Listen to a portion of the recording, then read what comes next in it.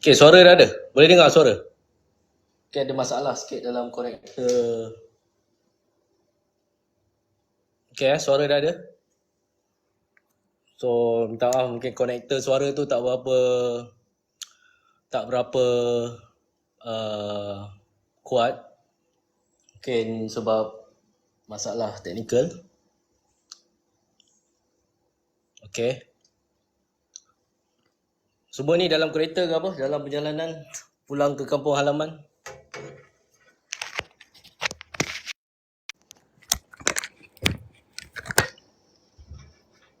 Okay, sabar clear. Okay, insyaAllah semoga perbincangan kita pada hari ini mendapat keberkatan dari Allah untuk kita bincangkan satu topik yang yang baru saja berlaku sebentar tadi. Saya dah pulang ke Pak esok anak-anak sekolah kan. Kita pulang semalam Sabtu. Oh, jam dia boleh tahan walaupun dari selatan. 5 jam daripada selatan, daripada Muar ke sini 5 jam. So boleh tahan lah. Kali ni raya jam lah. Mungkin sebab waktu tempoh pulang tu dia agak padat hari Isnin orang nak kerja. So siapa yang masih lagi dalam kereta mungkin boleh jadikan sebagai halwa telinga. Kita boleh dengar. Suara clear Okay, hari ini kita akan membincangkan mengenai serangan yang dilakukan oleh Iran terhadap Israel baru-baru ini. Dan saya akan selamat datang pada yang menyertai live pada hari ini.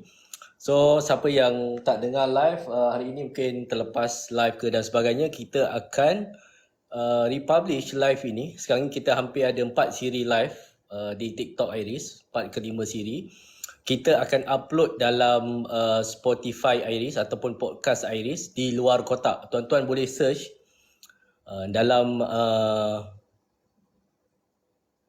podcast Iris di luar kotak, So kita dah buat podcast tu dari tahun 2000 sejak PKP lagi. So sekarang ni saya rasa lebih 56 episod lebih kurang. So tuan-tuan kalau siapa yang mungkin tak boleh nak dengar secara live ini secara sehingga ke penghujung rancangan, mungkin boleh dengarkan podcast Iris. So kita akan membincangkan beberapa topik mengenai serangan Iran terhadap Israel baru-baru ini. Okay, saya akan recap sedikit apa secara faktanya apa yang berlaku terhadap serangan Iran terhadap Israel. So kalau kita lihat dari sudut fakta, kita tak nampak sikit, kalau ada skrin ni sedap sikit saya boleh baca kan, sebab tadi setting dekat atas. So internet tak berapa nak elok sangat. Assalamualaikum Tuan Syed. So ada beberapa saya punya rakan daripada Iris Institute akan menyertai live pada hari ini. Kita akan sama-sama membincangkan. Okay. Kita cuba untuk membincangkan lagi.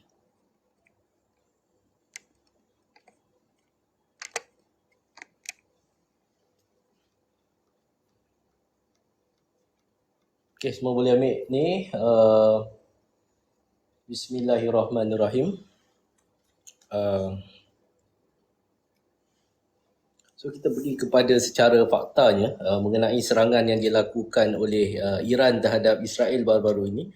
Kita melihat serangan yang dilakukan oleh Iran terhadap Israel adalah sebagai tindak balas kepada serangan yang dilakukan oleh Israel terlebih dahulu just before kita menyambut hari perayaan pada 1 April.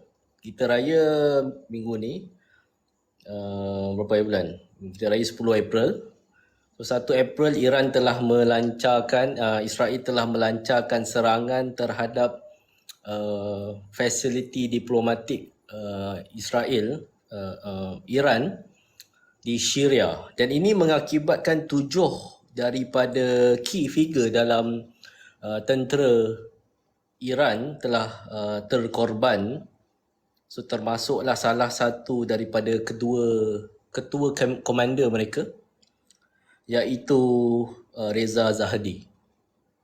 So kat sini kita lihat serangan yang dilakukan oleh Iran pada pagi ini, kalau kita lihat di waktu pagi Malaysia ni, malam tadi lah kot, di Timur Tengah.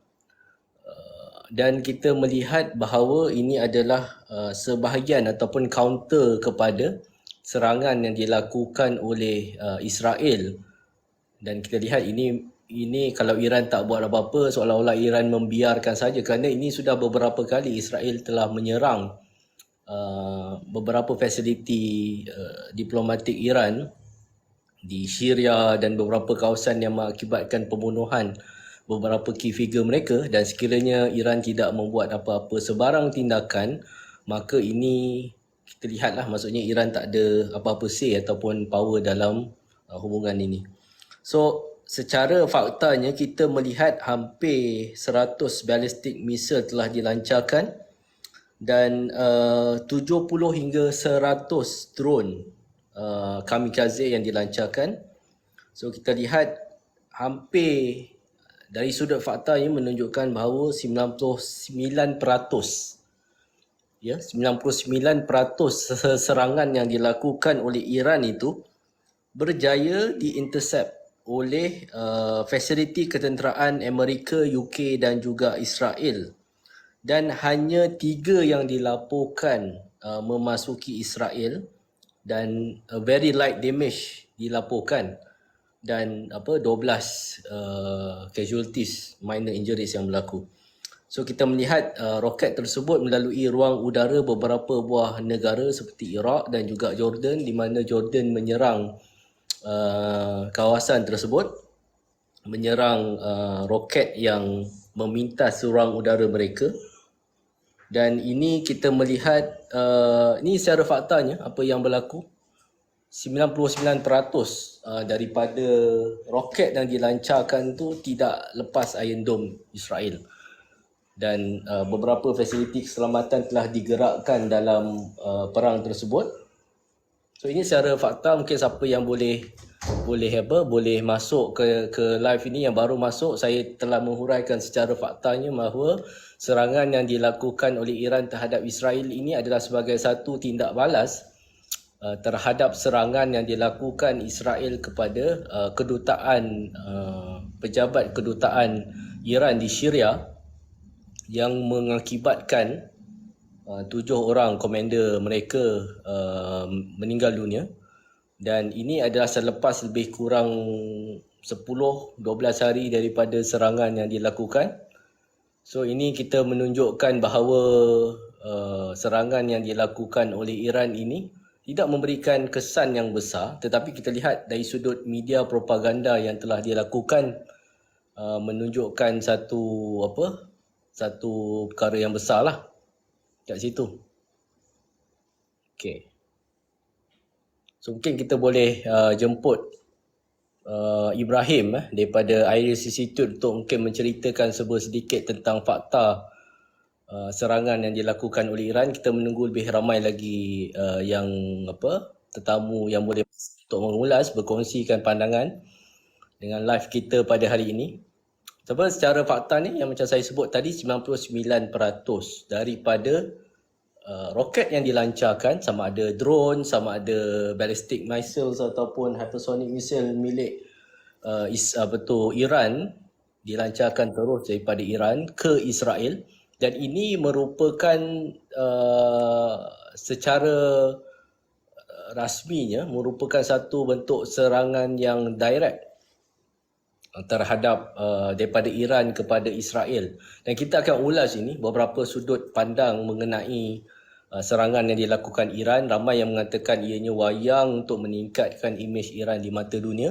Dan juga kalau kita lihat di media Israel juga, mereka telah mula untuk mempropagandakan, mengatakan bahawa serangan yang dilakukan oleh Iran ini seolah-olahnya sekarang Israel telah berhadapan dengan pelbagai fraksi untuk menutup kelemahan mereka di Gaza dan meng-highlightkan bahawa sekarang ni Israel sedang berada dalam bahaya dan menggesa negara-negara kuasa dunia untuk turut serta dalam peperangan bersama dengan Iran. So kita akan cuba untuk mengulas dalam pelbagai perspektif dan kita mungkin kalau ada soalan mungkin boleh tanyakan terus. Tetapi dari satu sudut ianya menggambarkan juga ketegasan kerajaan Iran terhadap Israel. Ialah dah 2-3 serangan dilakukan oleh Israel dan mengorbankan beberapa komander penting Iran. Dan kalau kita lihat daripada sudut timeline sebelum di Perang Gaza pun beberapa kali serangan telah dilakukan oleh jet pejuang Israel, akibatkan beberapa kematian key figure dalam komander Iran dan juga di Hezbollah di Lebanon. So kalau Iran tak berbuat apa-apa bermaksud seolah-olah dia tiada wewenang lah, tak ada kuasa untuk menyekat sebagai salah satu kontender kepada Israel dalam peperangan serantau ini.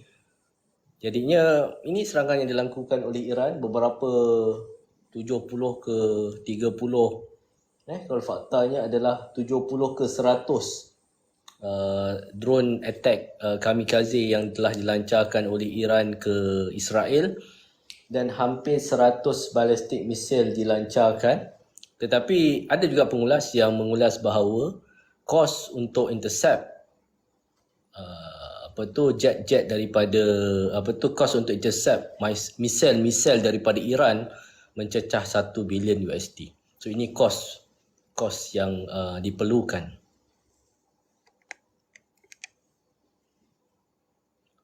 Okey. So kita tunggu lebih ramai lagi. Mungkin saudara Ibrahim nak tambah sebelum kita pergi kepada mungkin part analisa kita. Kita mungkin boleh bercakap soal fakta dari sudut timeline dia, apa yang berlaku sekarang dan selepas perang hampir 100 lebih hari ini, dan apa kesan terhadap perang ni, adakah dia akan escalate, sebab sekarang ni ramai pihak telah mengatakan bahawa perang ini akan berkemungkinan boleh escalate terhadap perang serantau. So kita masih lagi terlalu awal untuk kita menilai adakah ianya akan escalate ke tahap perang serantau. Namun fakta-fakta yang diberikan ini kita boleh melihat dalam larger picture lah apa sebenarnya yang sedang berlaku. So kalau kita melihat dari sudut latar geopolitik dunia, kita melihat bahawa Iran dan juga Israel merupakan dua contender ataupun dua pesaing dalam merebut hegemoni ataupun kekuasaan serantau regional order di Timur Tengah. Dan selepas kekalahan Iraq semasa diserang oleh Amerika Syarikat, basically pada waktu itu kita lihat dari sudut sejarah pun bagaimana Iraq pernah untuk menjajah Iran dan Iraq sendiri pernah dalam satu keadaannya hendak menjadi contender kepada Iran. Tapi sekarang ni kita melihat ianya ada dua kontender yang utama iaitu Israel dan juga Iran dalam merebut order di Timur Tengah. Dan Iran sendiri ada projek Syiah Crescent ataupun bulan sabit Syiah, saya tak dapat nak tunjukkan dalam map ni. Bagaimana penguasaan Iran di beberapa kawasan serantau seperti di Iraq, di Lebanon, di Iraq, di Lebanon, di Yaman, di beberapa kawasan di Bahrain, di Kuwait dan sebagainya, ianya membentuk ruang kekuasaan Iran di kawasan Timur Tengah. Dan ini menyaingi juga projek Israel Raya ataupun The New Middle East, projek Israel Raya yang hendak dilaksanakan oleh Iran, oleh Israel. So kita melihat ini dalam dua larger konteks bahawa Israel ada agenda untuk menegakkan ataupun menubuhkan Israel Raya, dan juga di bahagian di belah Iran juga punya hendak menubuhkan ataupun dalam rangka untuk mewujudkan ruang kekuasaan Syiah Crescent. Okay, Ibrahim, nak tambah? Lain okey. Kalau boleh saya nak tambah, selain daripada Israel dan Iran, Kuat sikit suara, tak dengar suara. kalau boleh saya nak tambah lah berkenaan dengan kuasa regional di antara Israel dan Iran. Sebenarnya kita juga kena tambah sebenarnya terdapat lagi satu kuasa yang sebenarnya bermain dalam landscape power politics di rantau Timur Tengah, iaitu Saudi Arabia. Jadi sebagai landscape macam yang saudara Ashraf tadi dia terangkan bahawa bagaimana penguasaan Iran ni dalam daripada sudut Syiah Crescent ni ke Iraq, Yaman, Syria, Lebanon, dan sebenarnya benda ni bukan sahaja ditentang oleh Israel, bahkan ditentang oleh Saudi juga. Jadi dalam perebutan kuasa di Teluk ni, sepanjang tahun ni, daripada sejak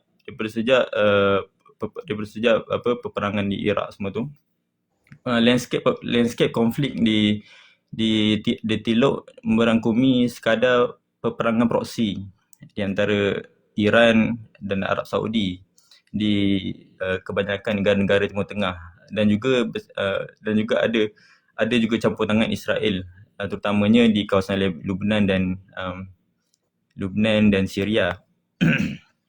Jadi Namun sejauh mana kalau kita lihat dari sudut Saudi, ianya memberi kesan terhadap, kalau kita boleh compare dari sudut power asymmetry antara Israel, dan saya lebih melihat Saudi berada dalam ruang western order berbanding dia membentuk satu bentuk kekuasaan sendiri seperti Iran dan juga Israel. betul, Saudi Ruang pengaruh dia juga, Saudi tidaklah berapa dominan dalam, kalau kita lihat dari sudut recently sejarah. Bagaimana? bagi saya, ya, kita boleh untuk kita masukkan Saudi ni seolah-olah dalam satu pakatan dengan Israel dan Amerika. Tapi kita tidak boleh menafikan bahawa Saudi pun ada kepentingan mereka sendiri. Saudi pun kita Dalam lihat konteks ini sejauh mana ianya memberi kesan terhadap dalam konteks perang di Gaza antara Iran dan juga antara Israel dan juga Palestin, sejauh mana campur tangan Saudi ini akan memberi kesan terhadap perang ini? dalam konteks Kalau kita lihat, maksudnya dari sudut pantauan kita sendiri, terlihat dari sudut mungkin negara seperti Mesir, Jordan dan juga Saudi hanya menuruti dari sudut perancangan yang dibuat oleh Barat dan juga proksinya Zionis, dan kita tak nampak sembarang tindakan yang intervention. Itu kalau kita melihat daripada sudut game politik dekat Timur Tengah tu lah. Tapi maksud saya, apa yang saya nak sampaikan awal tadi adalah daripada sudut fakta bagaimana permainan politik ini bermain di Timur Tengah. Cuma kalau dari sudut agenda serantau, adakah Saudi memiliki agenda serantau seperti mana Iran dan juga Israel? Saudi semestinya mempunyai satu agenda serantau, iaitu dia ingin menjadi satu ketua kepada Muslim di Timur Tengah. Sama juga seperti Iran. Iran pun ingin menjadi ketua di Timur Tengah, ketua kepada Muslim, iaitu terutamanya Syiah. Begitu juga dengan Saudi. Sebab tu kita boleh lihat bagaimana Saudi menyokong mana-mana setiap kerajaan Arab ni yang melawan mana-mana proksi Iran di negara itu. Jadi saya lihat peranan Arab Saudi juga perlu dilihatlah dalam konteks tu. Okey, terima kasih saudara Ibrahim atas pandangan yang diberikan. Mungkin kita ada lain pandangan yang akan diberikan, cuma saya nak menyentuh ataupun satu buku yang menarik. Kalau tuan-tuan semua boleh dapatkan buku ini, saya beli pada tahun 2005, berjudul Treasures Alliance, yang ditulis oleh Trita Parsi. Kita boleh tengok buku dia. Saya rasa masih lagi relevan sehingga sekarang kerana ia memberi gambaran terhadap corak hubungan antara Iran dan juga Israel. So buku ni saya ada buat ringkasan di laman focus.my, dan tuan-tuan mungkin boleh baca nanti dalam ruangan focus.my, dan ia menceritakan dengan secara kronologi, kalau tuan-tuan boleh lihat bagaimana hubungan antara Iran dan juga Israel. Dan kita sedia maklum di Iran sendiri terdapat sejumlah populasi Yahudi. Okay, kalau tuan-tuan boleh tengok population of Jewish di Iran lebih kurang 25,000, dan sekarang ni ada 10,000 populasi Yahudi di Iran. Dan di Iran sendiri sehingga sekarang ada satu seat dalam majlis parlimen mereka diperuntukkan khas untuk minoriti Yahudi. dan sehingga sekarang masih lagi ada kerusi parlimen untuk orang Yahudi. Dan dalam buku yang ditulis oleh Trita Parsi, kalau tuan-tuan mungkin sehingga ke hari ini, kalau tuan-tuan boleh baca ulasan yang diberikan oleh beliau mengatakan bahawa walaupun secara sejarahnya kita sorot bahawa hubungan antara Israel dan juga Iran ini kelihatan tegang, tetapi ia mengatakan bahawa secara polisinya Iran terhadap Israel ni dia seperti anjing, dia banyak menyalak tetapi tidak akan melakukan serangan yang memberi kesan secara direct kepada Israel sehingga Israel terpaksa untuk mengeluarkan atau mengerahkan semua capability ketenteraan mereka. So dekat sini kita lihat, even kita sebut tadi dalam fakta terhadap serangan yang dilakukan oleh Iran menunjukkan 99%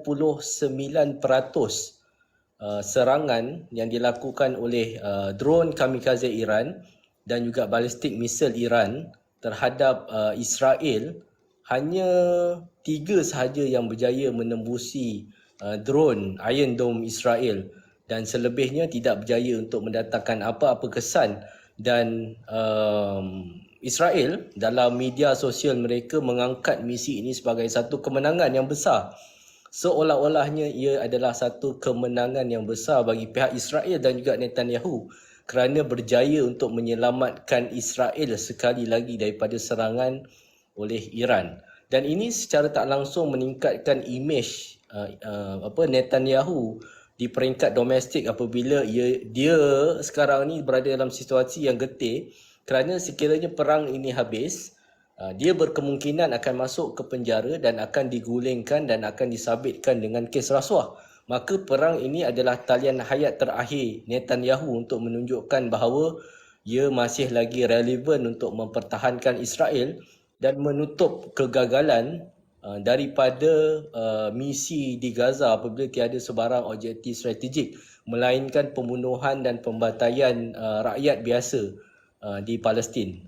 So kita melihat Netanyahu ingin menutup kegagalan beliau dalam operasi di Palestin dan menjemput Iran supaya masuk sekali dalam perang ini dengan harapan sekiranya perang ini escalate ke peringkat regional, maka US dan juga sekutunya akan turut serta dan ini akan mungkin boleh memanjangkan lagi talian hayat Netanyahu dan juga rejim Israel.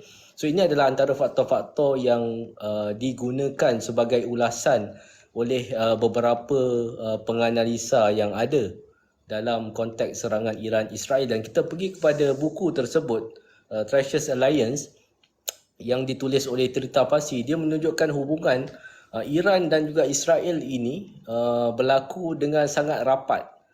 Dia mengatakan, macam saya sebut tadi, hubungan antara Iran dan juga Israel ini seperti seekor anjing. Iran itu seperti seekor anjing yang menyalak, nampak seperti garang, tetapi pada hakikatnya ia tidak melaksanakan sebarang bentuk serangan yang memberi kesan jangka masa panjang terhadap Israel. Dan ini dibuktikan dari sudut sejarah. Apabila beliau menyorot balik dari sudut hubungan antara Iran dan juga Israel sejak daripada zaman Shah Pahlavi. Sejak daripada zaman Shah Pahlavi sebelum digulingkan oleh revolusi Islam di Iran, dan kita melihat bahawa hubungan Shah Pahlavi sehingga ke hubungan antara Khomeini dan juga rejim Israel ini, terdapat secret deal antara mereka untuk mengekang kebangkitan negara-negara Sunni dan khususnya Iraq apabila Iraq pada sewaktu zaman Perang Teluk itu mengancam secara direct keselamatan Iran. Dan ini merupakan antara lanskap geopolitik di Timur Tengah, dan kita melihat ianya pergerakan yang berlaku di Timur Tengah yang mempengaruhi apa yang kita lihat pada hari ini. So mungkin ada sesetengah pihak dan saya rasa pun ramai setengah pihak mengatakan bahawa ya ini satu tindakan, mungkin ada yang mengatakan ini wayang, mungkin ada yang mengatakan ini satu menaikkan imej Iran di mata negara-negara Islam. So kita melihat dekat situ ada beberapa keuntungan dari sudut Iran dan ada beberapa keuntungan dari sudut Israel, interest negara mereka. Tetapi kita masih lagi terlalu awal untuk kita menjangkakan apakah perang ini akan boleh escalate ke tahap perang serantau, dan apakah kesan sekiranya Iran masuk campur dalam peperangan ini terhadap nasib umat Islam di Gaza? So ini satu persoalan-persoalan yang kita mungkin boleh tanyakan terhadap perang Iran dan juga Israel ini.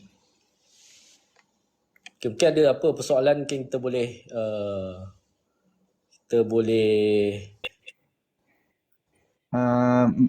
Saya nak mencelah sikit. okey, sila. Berkenaan dengan sama soalan tuan tentang sama ada perang ni sama ada dia boleh escalate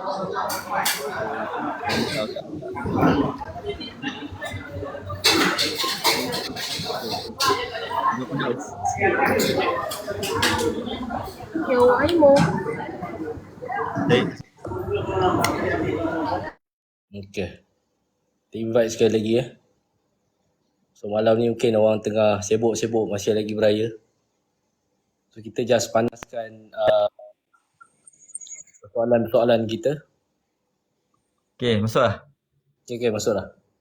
Okey, berkenaan dengan persoalan yang diajukan sama ada perang ni akan pergi ke tahap perang serantau atau tidak. Saya lihat sebenarnya dia sudah pun pergi ke tahap serantau. Sebab dia adalah escalation daripada peperangan konflik di Palestin. Dan sekarang ni dulu dia bila Iran mula serangan, Iran sendiri mulakan serangan daripada teritori dia ke teritori Israel ataupun Palestin, negara haram Israel. Dia adalah satu indikator sebenarnya adalah peperangan serantau. Sebab sebelum ni konflik di Timur Tengah antara Iran dan Israel ni hanya bermain di sekadar limited war antara proxy, dan dia sekadar menyerang base-base ketenteraan sahaja.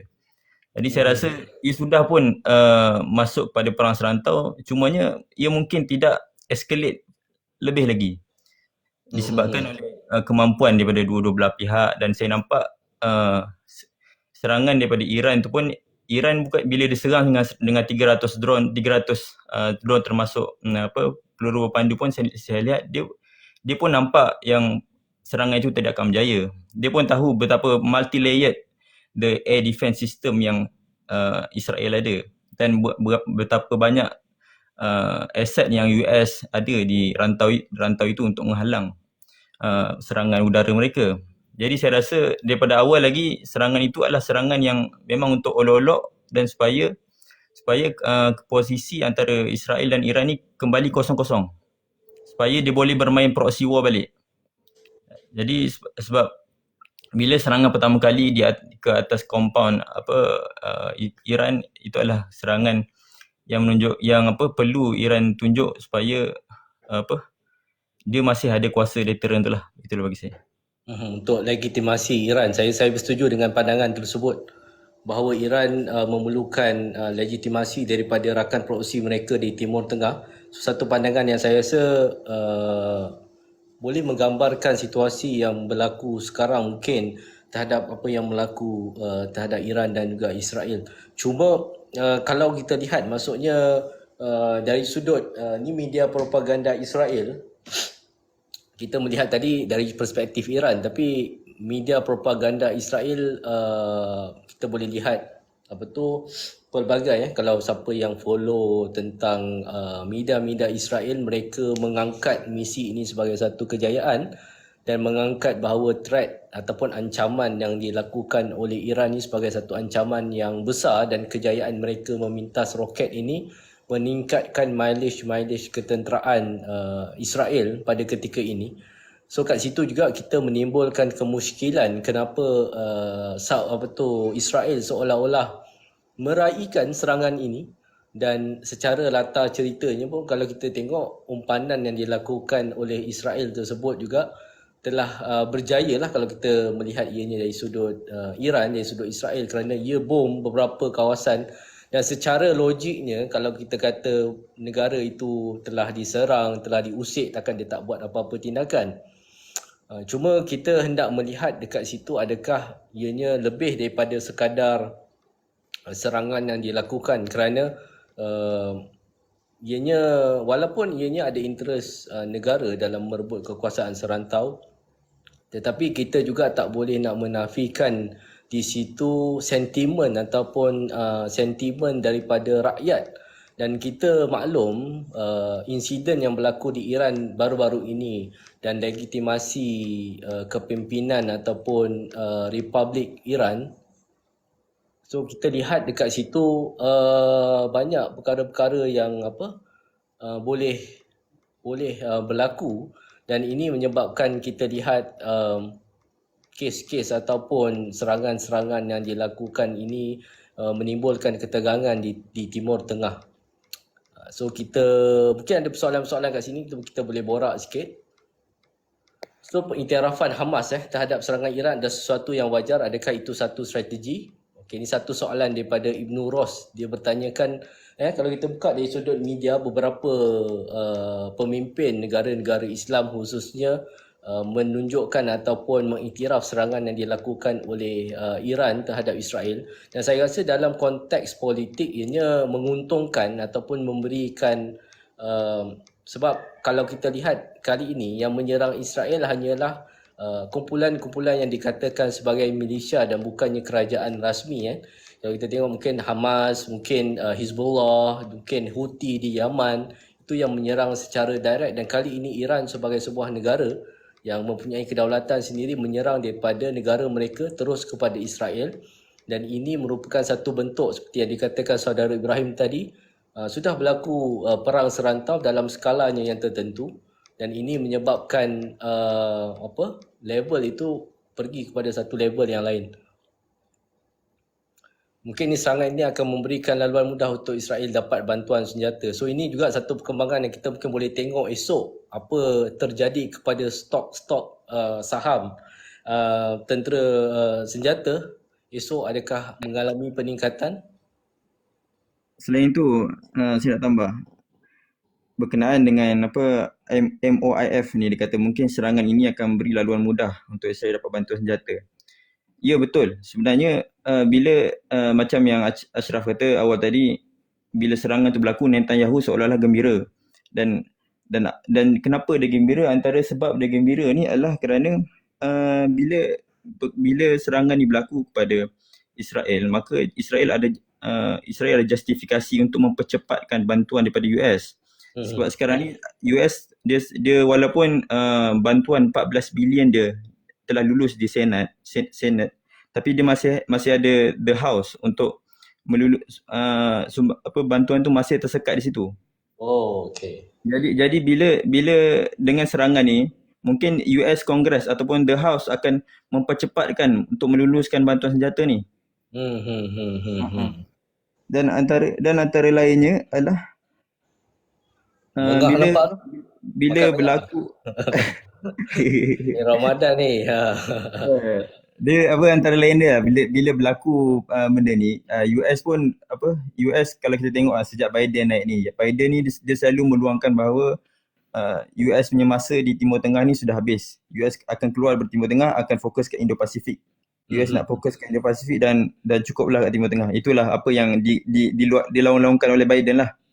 Tapi dengan benda ni berlaku dan US pun akan ada presidential election akan datang. Memberi kesan Biden dia dalam keadaan yang dia sangkut lah, jadi dia perlu jadi disebabkan daripada serangan ni, Biden terpaksa meningkatkan kehadiran US itu di Timur Tengah. Berlainan dengan saya setuju dengan ulasan tersebut, sebab tadi baru baca satu analisa yang dikeluarkan oleh Terita Masih juga di Twitter beliau mengatakan bahawa serangan yang dilakukan oleh Iran ini menekan pentadbiran Biden kerana mereka sekarang ni sebenarnya dari sudut bajet cuba untuk berjimat cemat untuk memilih perang yang strategik untuk mereka saja, tetapi terpaksa juga untuk masuk dalam kancah peperangan ini. Dan kita lihat bagaimana komander US datang untuk buat form coalition pusat commandment untuk menasihati Israel bagaimana untuk drive perang pada kali ini, terutama untuk menghadapi serangan daripada Iran. So pentadbiran Biden mengalami tekanan kerana Trump menampakkan dari sudut polisi bahawa pentadbiran beliau mampu untuk mengekang Iran. Dan kita lihat pun banyak perjanjian-perjanjian yang dilakukan antara Amerika Syarikat dan Iran secara di belakang tabir untuk menyekat potensi ataupun menyekat Iran daripada melaksanakan serangan terhadap Israel. So ini saya rasa satu angle yang menarik untuk kita ulas dari sudut Amerika Syarikat sekali. Apakah kepentingan dalam pentadbiran Biden terhadap serangan ini?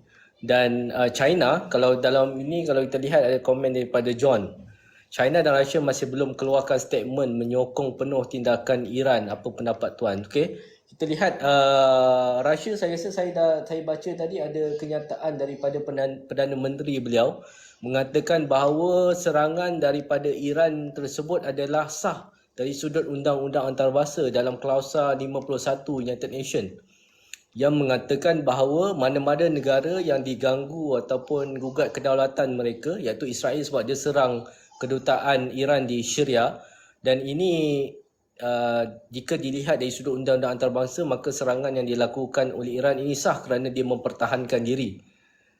So saya rasa Rusia dah keluarkan kenyataan, tapi China kali ini mengeluarkan kenyataan bahawa kena redakan ketegangan di Timur Tengah kerana kita maklum negara-negara di Timur Tengah, Iran sebagainya merupakan pembekal minyak yang terbesar kepada China.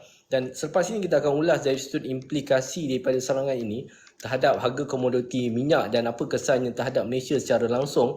Adakah ianya memberi kesan terhadap negara kita dari sudut ekonomi kerana kita juga terlibat dalam perdagangan minyak antarabangsa, dan bagaimana ia memberi kesan terhadap negara kita secara tak langsung.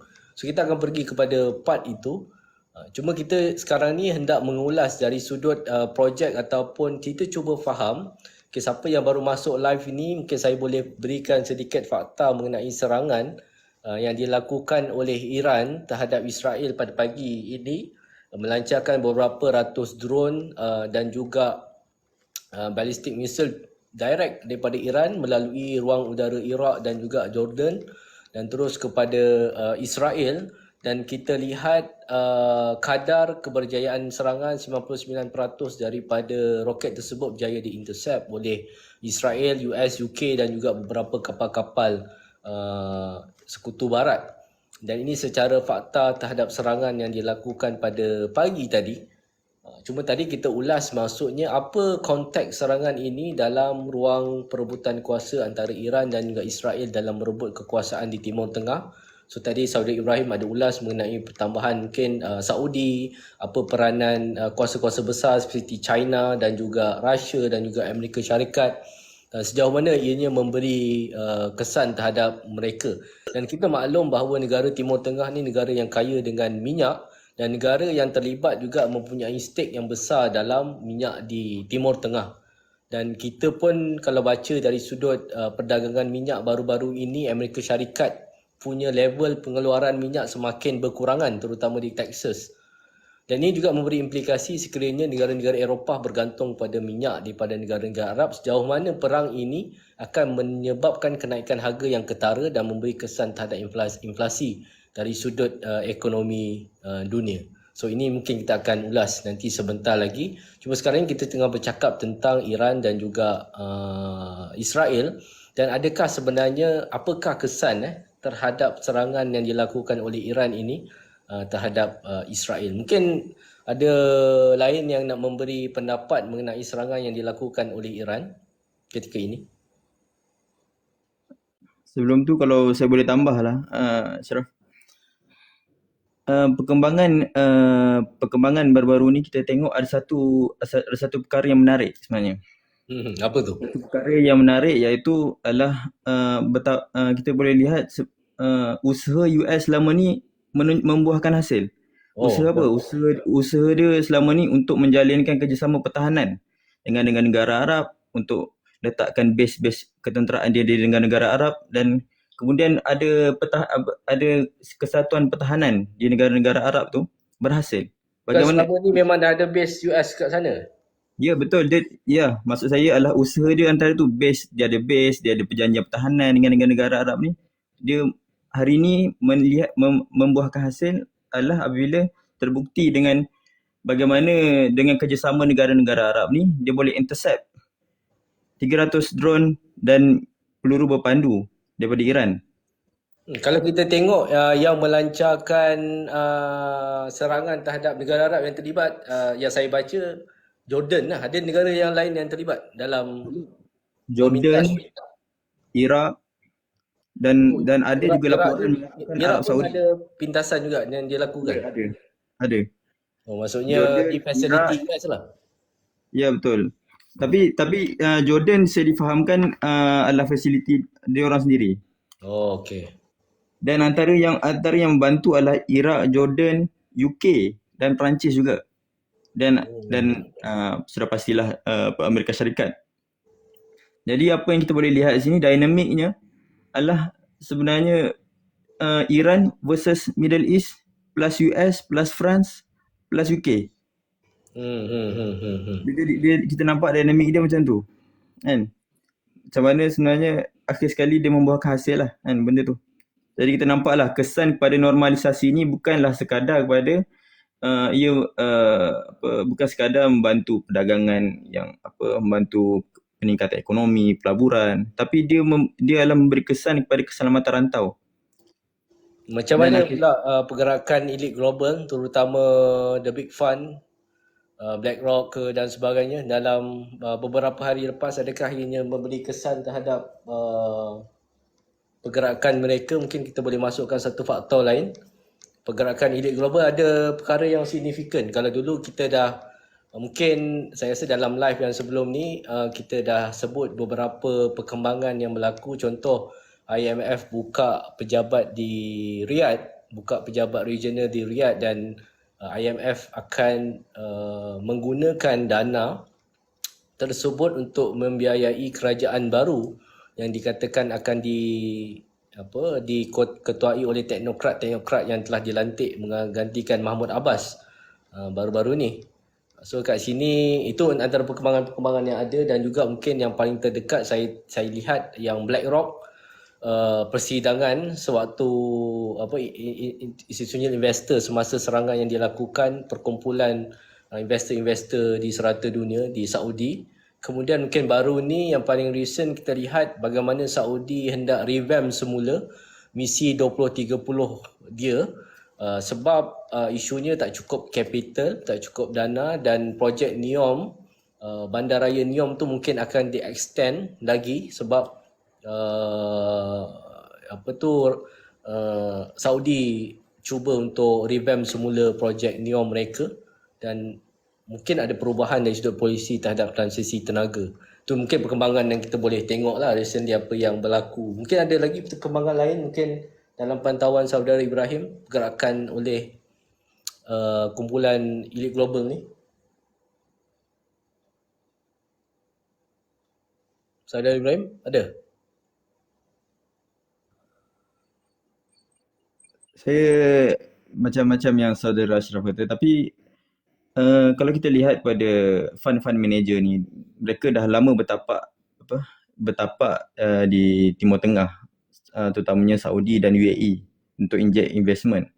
Cumanya untuk setakat ni saya masih belum nampak reaksi yang secara langsung melibatkan kepada serangan Iran ke atas Saudi, ke atas negara haram Israel. Cumanya saya yakin akan ada perubahan dalam masa 2-3 hari ni daripada sudut kita boleh tengok daripada sudut penjualan senjata, ataupun kita boleh tengok daripada sudut Lockheed punya saham untuk yang menjual senjata kepada US dan Israel. Sebab kita tengok yang recently ada satu perjanjian FTA yang akan ditandatangani antara Turki dan juga negara Gulf countries. Cuma saya tak lihat apa berkaitan direct antara serangan tersebut dan juga perjanjian yang akan dilaksanakan oleh Turki dan negara-negara Gulf, negara-negara Teluk khususnya.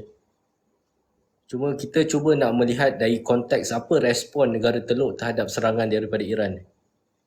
Kalau ada mungkin daripada UAE, apa respon terbaru UAE mengenai serangan ni? So kita mungkin boleh check sikit dalam kita punya dashboard pantauan. So timbul pelbagai persepsi macam saya sebut tadi. Dari sudut sentimen rakyat, majoriti orang rakyat di Timur Tengah menyokong serangan yang dilakukan oleh Iran dan ianya berbelah bagi antara negara. Contoh macam UAE mengatakan bahawa serangan yang dilakukan oleh Iran ini akan mengganggu gugat ketenteraman di Timur Tengah. So ayat diplomatik biasa. So Turki pun on other hand has called on Iran. Okay, Turki pun dia dah call Iran untuk to avoid a new escalation according to a diplomatic source. So baru ni kita lihat bila AKP minggu lepas kita dah bincang bila AKP bila AKP kalah dalam pilihan raya tempatan menyebabkan Erdogan terpaksa untuk menghadkan import beberapa contoh minyak, contoh ekspor komoditi ke Israel. Baru Turki nak sekat. Dan kalau kita lihat dari sudut respon Turki ni juga tidak menyatakan secara direct sokongan kepada Iran, malahan mengatakan supaya Iran untuk avoid a new escalation dalam perang ini.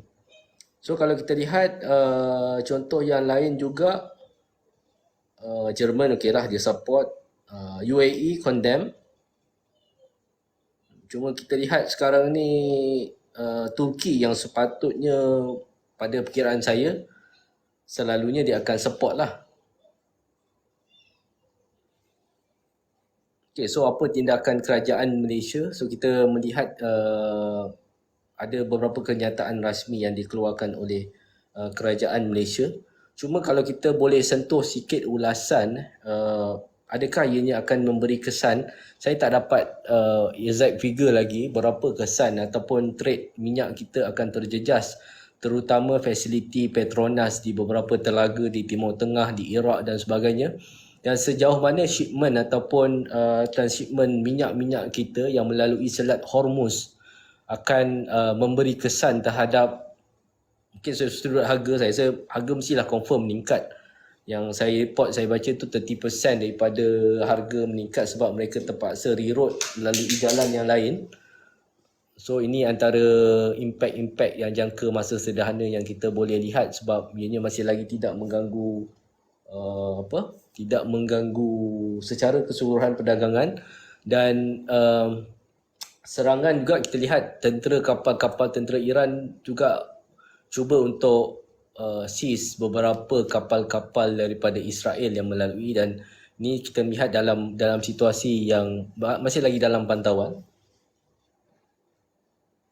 So ini secara langsung lah dalam masa 24 jam ni.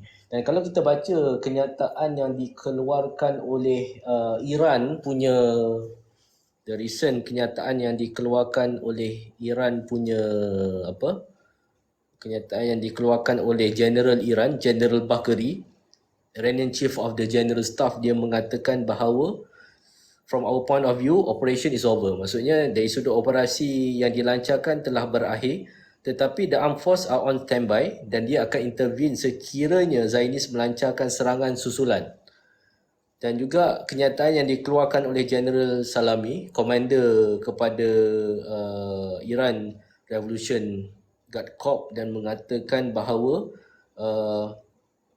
kita decided untuk create a new equation. Okay. Jadi yang seperti yang dinyatakan oleh Saudara Ibrahim tadi, maksudnya Iran hendak kembalikan bentuk power asymmetry ini ke tahap a new equation dalam bentuk ekuasi yang baru, persamaan yang baru. Sebab Zionist attack ini telah mengorbankan ataupun telah mengakibatkan loss dari sudut Iran. Bagaimana aset-aset ketenteraan yang dilakukan telah mengancam interest Iran, dan serangan yang dilakukan oleh Iran tadi telah equalize the equation, kembali equalize the equation. Okey, tapi ini satu pandangan yang menarik oleh Bogit Melaka. Manakala negara Sunni pula bisu dan ada batu Israel intercept drone, confuse sungguh.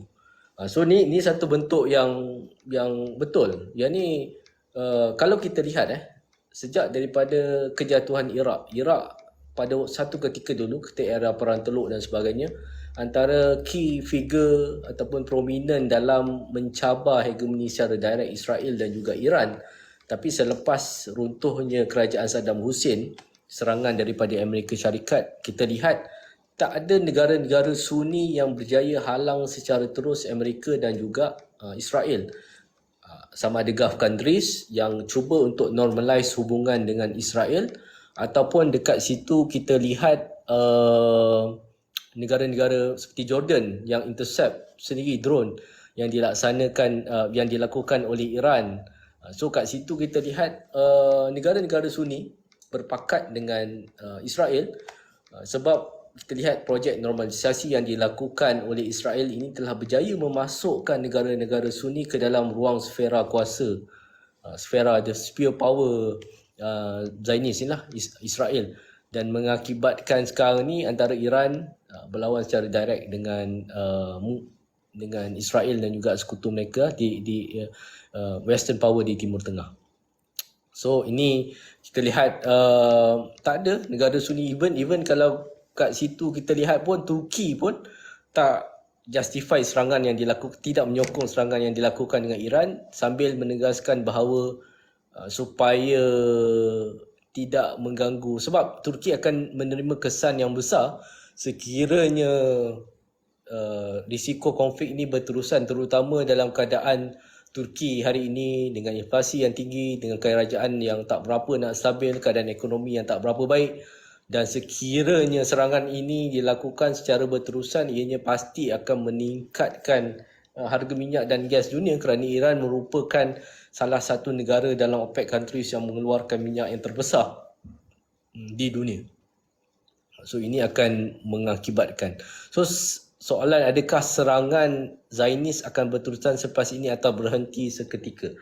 So saya rasa Zionis akan keep operation. Sekarang ni antara misi Netanyahu adalah untuk meneruskan lagi misi di Rafah. Walaupun ianya menerima tentangan, saya tak rasa tentangan sangat lah kan. Sebab ini matters of dia playing the card. Kat sini macam mana tentangan yang dilakukan oleh Amerika Syarikat, Biden mengatakan tidak boleh mengadakan operasi di Rafah.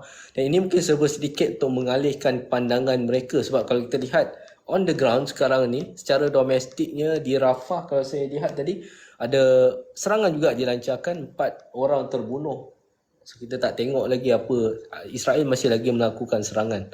So kita kena memastikan kat sini, adakah serangan yang dilakukan oleh Iran ni adalah sekadar untuk camouflage kepada game besar yang Israel sedang laksanakan, kerana mereka hendak menyerang Rafah. Okay, betul ke Iran serang Israel, minyak naik, ekonomi down? Okay, di secara konsepnya kita lihat minyak esok mungkin minyak akan naik, harga minyak akan naik, tapi saya tak rasa ianya akan berterusan. Kalau Iran mengambil stand untuk berterusan serangan, sebab ekonomi Iran juga, kalau saudara melihat dari sudut domestik, Iran juga mengalami masalah ekonomi yang agak meruncing sekarang. Kalau kita boleh pergi kepada situasi domestik Iran beberapa bulan kebelakangan ini, timbul usaha untuk menjatuhkan kerajaan rejim Iran, Khomeini khususnya. Mungkin beberapa masalah dari sudut yang baru-baru ni, ada hukuman gantung yang dikeluarkan, orang berevolusi di jalanan sebab masalah inflasi, masalah kewangan. Dan Iran sendiri pun walaupun dikatakan sebagai negara yang memiliki kuasa nuklear, tetapi juga masih lagi dalam fasa pembangunan. Dan kita pun tak tahu berapa actually senjata nuklear yang ada pada Iran, dan Iran kena melindungi keupayaan itu sebab mereka belum lagi untuk membangunkan secara komplit dekat situ. So mungkin akan memberi kesan terhadap ekonomi, tapi saya rasa dia bukanlah kesan yang bersifat jangka masa panjang. Mungkin seminggu dua ni kita akan tengok harga minyak naik, tapi kita pun minyak pun belum lagi diapungkan. Mungkin selepas ni akan diapungkan, mungkin lagi sakit. Sebab kita sentiasa akan melihat kesan-kesan geopolitik antarabangsa terhadap pergerakan harga minyak di negara kita kalau minyak diapungkan. So ianya akan memberi kesan juga terhadap harga barangan, inflasi dan sebagainya. So ini situasi yang berlaku di Timur Tengah ini, mungkin kita boleh masuk dalam satu angle yang lain dari sudut agenda. So dekat sini peperangan yang dilaksanakan oleh Hamas pada 7 Oktober ini adalah satu agenda dan misi pembebasan Palestin. Dari sudut ideologinya, bagaimana peperangan ini bukan sahaja di pihak Palestin tapi juga Israel mengatakan ini perang yang the final prophecy, kalau kita boleh masukkan unsur akidah bagaimana yang saya ulas sebelum ni, isu tentang lembu merah, sembelihan lembu merah, dan Israel menunggu masa untuk menyembelih lembu merah supaya mereka boleh membina tempel Sulaiman, Haikal Sulaiman di atas tapak tanah Baitul Maqdis. So dekat sini juga ada angle ideologi dan saya pasti bahawa perang ini akan berterusan selagi mana tiada pihak yang akan menang, kerana di pihak Palestin sendiri mereka membuat unjuran mengatakan bahawa pada tahun 2027 Israel tidak akan ada lagi dalam map peta asal. Dan saya pasti sekiranya Israel tunduk kepada meja rundingan ini, perang ini akan masuk kepada fasa yang baru dan Israel akan semakin hilang legitimasi. Sebab kita tengok global naratif pun terhadap Israel mula merudum dengan sangat banyak dan dengan sangat kuat. Dan bagaimana Israel tak dapat untuk menyembunyikan tembelang mereka bukan sahaja di kalangan negara yang dijajah tetapi juga penduduk-penduduk di negara mereka sendiri, kerana semakin ramai rakyat mereka sendiri yang menempelak apa yang dilakukan oleh Israel dan juga Amerika Syarikat ini. So untuk memastikan legitimasi mereka, kekuasaan mereka terus terjamin, maka ia memerlukan perang ini sama ada menang ataupun dia akan terkubur terus lah. So soalan, betulkah Iran sebenarnya berkawan dengan Israel? Okay, saya dah sentuh tadi dalam satu buku yang dikeluarkan oleh Tirita Parsi, Treasures Alliance. So dalam buku ni menyatakan beberapa bentuk perjanjian-perjanjian rahsia yang dilakukan oleh Iran terhadap Israel. So dekat sini perjanjian rahsia yang dilakukan oleh Iran terhadap Israel ini secara polisinya mengatakan Iran ini seperti seekor anjing yang menyalak kuat setiap kali Israel provoke, tetapi dia tidak akan melaksanakan sebarang bentuk serangan yang akan mengakibatkan kelumpuhan Israel. So ini secara faktanya lah kita lihat, dan kali ini pun faktanya masih lagi sama. Cuma kalau nak compare dengan negara-negara Sunni yang dah masuk dalam orbit normalisasi dengan Israel, itu lagi baiklah masuk tindakan yang dilakukan. Tapi kita masih lagi nak menilai adakah ini memperkukuhkan lagi imej Iran di mata masyarakat dunia dan juga rakan proksi mereka, sebab mereka masih lagi dengan idea Syiah Crescent mereka, bulan sabit Syiah untuk menguasai kawasan di Timur Tengah. So kita membaca ianya dalam bentuk tersebut, bentuk pertembungan tersebut, dan sejauh mana ianya mempengaruhi projek pembebasan Palestin, saya masih tak nampak lagi serangan yang dilakukan ini akan memberi impak positif terhadap usaha pembebasan Palestin. Ianya masih lagi dilaksanakan dalam rangka untuk safeguard the interest, national interest Iran saja, maruah Iran saja. Masih lagi tidak membantu secara direct mungkin perang antara Hamas dan juga Israel. Okay, ada soalan lain mungkin kita sebelum kita tamatkan live kita. Terima kasih pada yang beli buku Latar Geopolitik Dunia. So tuan-tuan kalau berminat untuk dapatkan buku Latar Geopolitik Dunia, mungkin boleh, saya buku tu ada dekat atas, nanti mungkin kita boleh. So buku Latar Geopolitik Dunia ni basically dia bukan buku untuk kita ulas peristiwa, tetapi ianya buku yang memberikan satu kerangka ataupun sudut pandang, buku yang memberikan satu sudut pandang macam mana untuk melihat pergerakan geopolitik dunia. So apa yang kita lontarkan dalam buku Latar Geopolitik Dunia, mungkin orang akan bila mengulas tentang isu geopolitik dia akan memasukkan sekadar mungkin kat situ implikasi geopolitik, mungkin perebutan dari sudut kuasa, ketenteraan, dari sudut mungkin tenaga dan sebagainya. Cuma dekat situ kita kena faham satu unsur yang membentuk tindakan. Dan saya tadi pun baru sempat baca buku baru lah. Buku baru kan. Buku-buku ni Itulah kan, betul. Kalau apa yang baru ni keluar berita RM20,000 apa pengkaji kitab Turoks di Mesir membelanjakan duit mereka 20,000, duit beliau RM20,000 untuk dapatkan manuskrip-manuskrip lama.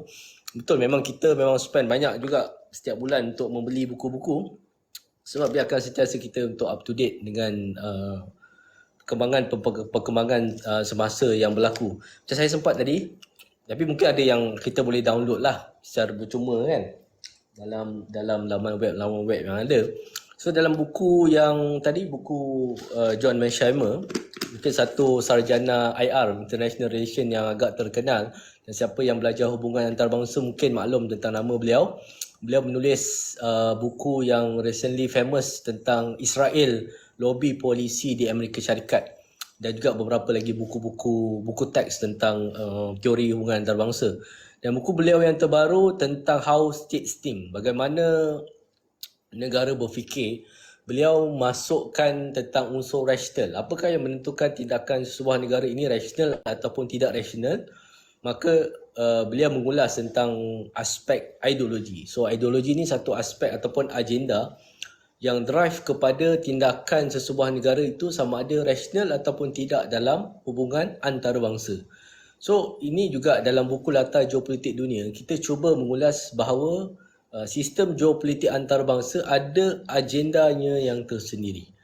So agenda yang tersendiri ini adalah agenda kita menyorot balik pembentukan sistem order dunia baru. Sebab kalau kita tengok dalam buku ni, apakah sistem antarabangsa yang melatari dunia pada hari ini?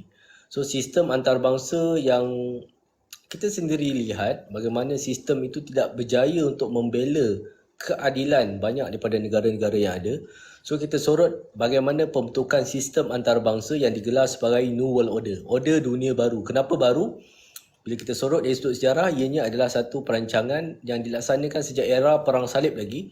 Negara-negara ini hendak melaksanakan satu bentuk order dunia yang baru, membentuk, dan ini dilakukan selepas Perang Dunia Pertama. Mereka membentuk PBB dan sebagainya.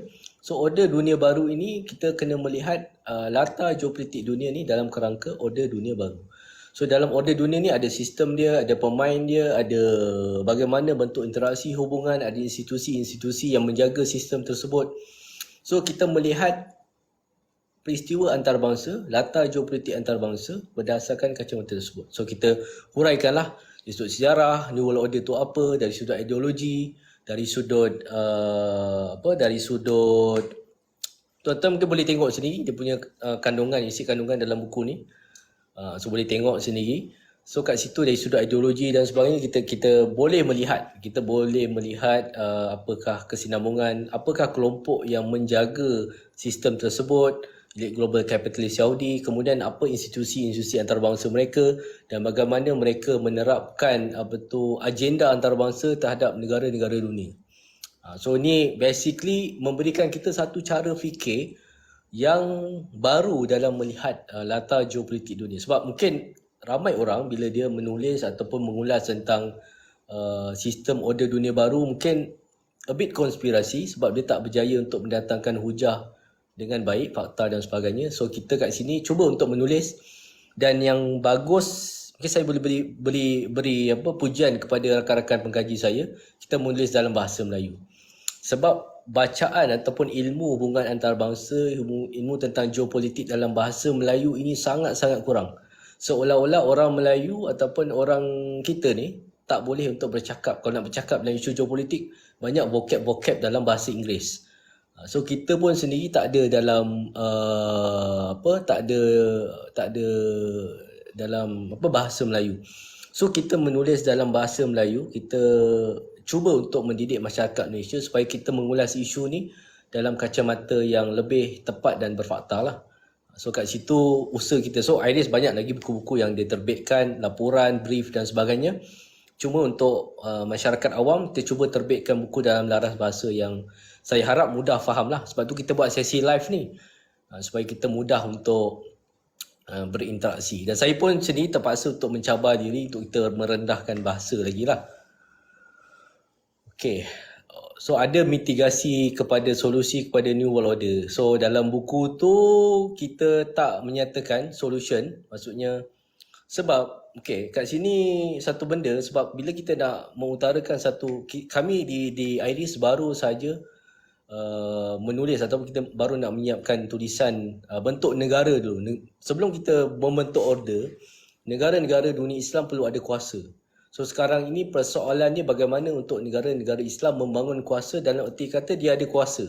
Sebab hari ini ramai negara Islam, banyak negara Islam bila dia bangun kuasa sebenarnya dia tak ada kuasa. Contoh kita pergi kepada Saudi, walaupun dia ada minyak yang banyak yang dikatakan sebagai kuasa dia, tapi akhirnya dia terpaksa tunduk juga kepada kuasa-kuasa besar. So kat situ kita tengah gagaskan satu formula bagaimana negara-negara Islam boleh untuk bangunkan kuasa dia. So daripada kuasa-kuasa yang ada tu kita akan membentuk pakatan dan order yang barulah.